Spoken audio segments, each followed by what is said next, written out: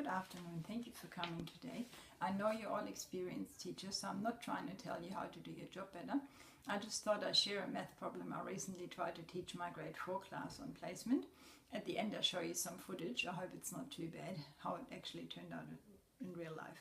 Here's the problem. We have tripods and bipods from planet Zeno. They arrived on Earth, and between them they have 23 legs. How many were there each to make 23? There has to be a minimum of 2 of each species.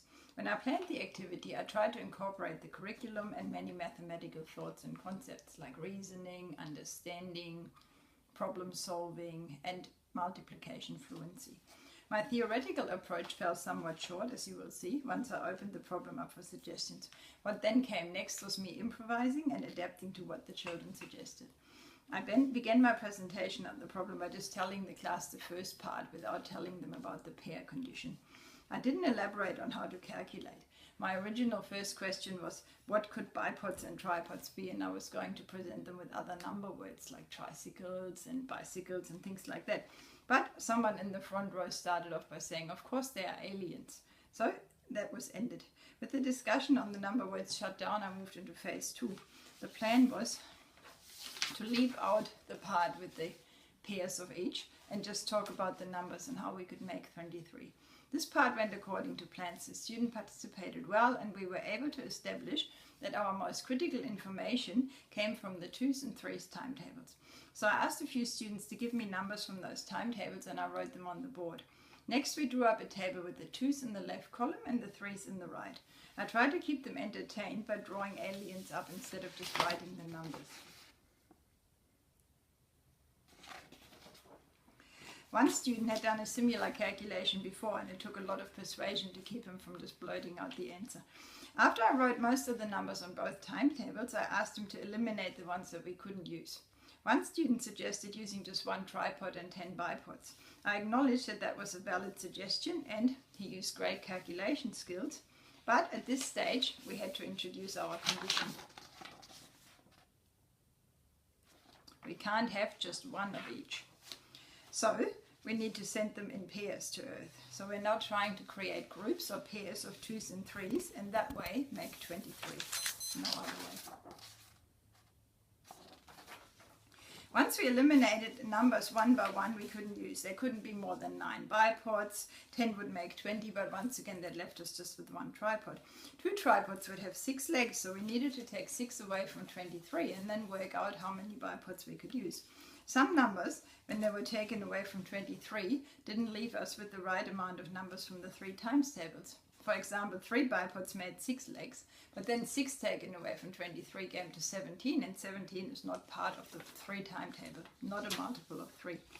Now I was discussing number 23. What kind of number is 23? I was expecting someone to get to it's an odd number, but instead a smart kid called out it's a prime number. Really?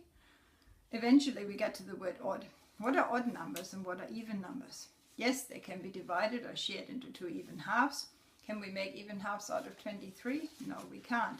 There's always 1 more on either side. Back to the bipods. They are always even, right? Because they're made out of 2s. So we're testing a couple of numbers. 2's even, 6, 14. Yep, they're all even. So what do we need to add now to get an odd number result? Yes, true, we need to add an odd number. We returned back to our table and had another look. There were a lot of even numbers on the 3 timetables, so we had to cross each of them out to get back to our calculation. While I was crossing out the numbers, someone suggested we could try 3 tripods, meaning 9 legs. Then I asked someone else, how many bipods would we need and how can we work this out? We could take away the 9 from the 23. I got someone to do that on the board, and we ended up with 14. Back to the bipods, another person. How can we make 14 legs? Right, by using 7 bipods. And we have our first answer. In the same way we got to the second answer. Once the unsuitable options were crossed out of the timetable, it became easier for the students who had previously not quite caught on, and they were able to look. There was 15 left, 15 legs, 5 tripods, and then we got to 8 legs, 4 bipods. Once again, I suggested they deduct the first amount from the 23, and then they got to the second one much easier. Compliments to the boy in the front who had worked it out ages ago, and he managed not to call out. I felt this was a great task to incorporate addition, subtraction, multiplication, mathematical terminology. There was even division, odd and even numbers, It involved a bit of critical thinking and problem-solving skills.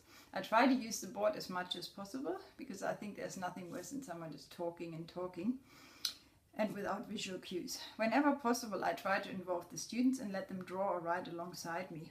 The concepts I aimed at covering were all from the grade 4 number and algebra substrand of the Australian curriculum. There were 5 from number and place value and 1 from the patterns and algebra, because we made patterns out of 2s and 3s. Thank you for your time. As I said, I'm aware you all have your own tried and tested methods, but perhaps my approach was a little bit different and gave you a new perspective. Here's some footage from my method. Okay, so that would be 6. And then how many? So if we take 6 away from 23, what do we have to make? So 6 blackboards and 4 tripods, I But think. if I take 6 away from 23, I don't know who's good at doing this in their heads. You? What have we got left? I've put them away. Okay, 1 second. 17. We have 17. Can we make 17 out of 3 times table? 17 in our 3 selection. No. We're using add two tripods. Okay, well with that particular answer you couldn't do it. So we can't start off with 6 tripods. But that was a good try. So you just said we can change it. What can we do? So Add 2 more tripods. 2 more tripods. That would mean we would have 5 again, but that's the answer we've already got. So we need to find a different combination. It was good thinking there. Okay. 3 tripods and 7 bipods. Alright, let's see if that works. We'll go back over here and hope that can reveal anyone. So 3 tripods is how many legs? Who wants to do the calculation? 3 times 3 tripods is 9. 9 legs. 9 legs. Well done. 3 times 9. And 7 bipods. And 7 bipods is how many legs? Is 14 legs. 14. And who wants to add them together? Yes, you can. Can we add them together and make 23? Otherwise we have to start over. Good. You agreeing? Is anyone else agreeing? How we getting to 23? I agree. Okay. Well done. And thank you for waiting. Okay. They've solved it, Mr. Saltman. My plan was to work through Polya's 4 steps, one at a time. The understanding phase worked reasonably well, even though I let nerves get in my way. The students could answer the questions, what are we supposed to do? And they recognized that they had to find multiples of 2 and 3. We devised a plan together, we made a list, we drew up a picture, and then we found a pattern of odds and evens, the evens all in the 2s and the odds and evens along in the 3 times table. We also eliminated all the unsuitable numbers. We did that along the way before we went to the solution. I was pretty happy with the way they followed it and how they carried out the plan, and I got them to backtrack. When we got to 23, we worked out what we had to deduct to get back to the suitable answer. I think my biggest letdown were nerves and classroom management. So I had my theoretical approach all planned out and how I wanted to do it, but then I was also trying to keep everyone engaged. And I think that was a little bit tricky. So a couple of techniques fell by the wayside. Overall, I think I would definitely recommend Polya's 4-step program if you're setting up a math issue for your class, because it works really well. Good luck.